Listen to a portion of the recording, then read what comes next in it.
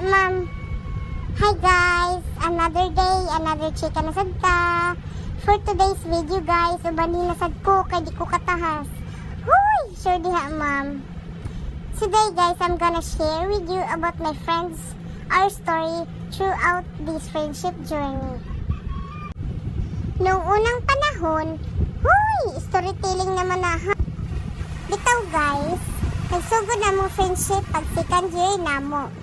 Ato na time, wala pa ko'y perkada, as in, lain-lain akong makauban after class. Og niabot ang time na nagkaanaman nami kasuod ani nila. And of course, I am thankful na sila akong nabarkada. I will not regret at all. Kana bitang feeling na you are belong? Diba?